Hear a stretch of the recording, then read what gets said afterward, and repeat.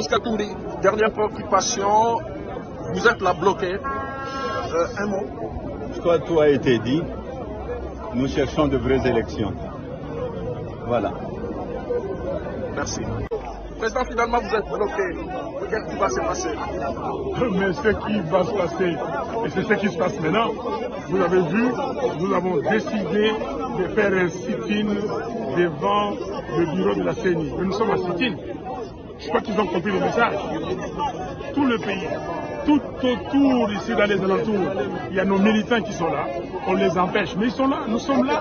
Et nous les représentons ici pour dire à la CENI, principalement à M.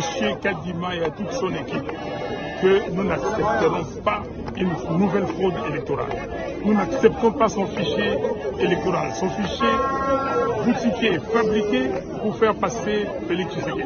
Donc nous sommes là pour ça et nous continuons à résister et nous résisterons.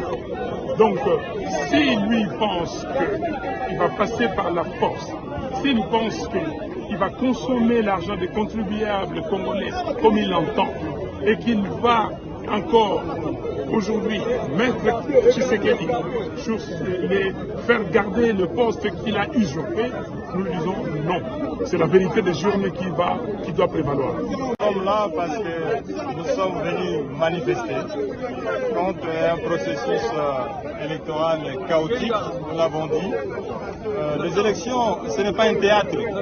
Les élections, ce n'est pas un folklore. C'est un processus inclusif, transparent, équitable et juste.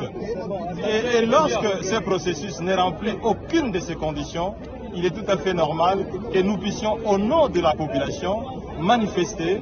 Et nous sommes venus pour faire un sit-in. Si aujourd'hui, le pouvoir, à travers la police instrumentalisée à outrance, n'est pas à mesure de nous laisser juste faire un sit-in, c'est que le pouvoir se reproche quelque chose. Si la CENI ne veut pas qu'on vienne faire les sit-in, c'est que la CENI se reproche quelque chose. Et nous n'allons pas accepter que les élections soient un théâtre de chez nous. Voilà pourquoi nous sommes là. Denis Sassanga, malgré vos protestations, la CENI fonce. Il y a le projet de loi sur la répartition des CFPD déposé. Donc il s'enfuit de tout ce que vous faites. Non, le peuple, la CENI n'existe pas pour elle-même. Nous dénonçons un processus qui est chaotique et ce pays n'appartient ni à la CENI ni à M. Tshisekedi et ses amis. Ce pays appartient aux Congolais. C'est aux Congolais de se réapproprier leur propre processus électoral. Et ce que nous avons amorcé le 20 que nous poursuivons aujourd'hui va dans le sens à sensibiliser la population pour rejeter un chaos, un processus qui est chaotique sur tout le plan. Vous voyez la restriction de l'espace politique. Les candidats ne peuvent pas se mouvoir à leur guise sur l'étendue du territoire national. Un de nôtres a été empêché de se rendre en province. Deuxièmement, on n'a pas la liberté de manifester, d'exprimer ses opinions. Et troisièmement, on a une CENI que tout le monde sait totalement corrompue, qui nous a pondu un fichier dans les conditions les plus opaques depuis que nous faisons les élections dans ce pays et qui lui-même a audité son propre fichier. C'est la première fois que l'on voit pareil supercherie. C'est une forfaiture contre laquelle ce ne sont pas seulement les leaders ici présents, mais l'ensemble du peuple congolais qui doit se mettre debout pour se réapproprier sa liberté, la liberté de choisir ce qu'ils veulent voir diriger ce pays. Donc nous allons continuer ce combat et à un moment donné, le peuple va arrêter la CENI. Il faut que la CENI arrête et qu'elle comprenne que ce n'est pas de cette manière, par la force, par la forfaiture, qu'ils vont pouvoir s'imposer à nous tous.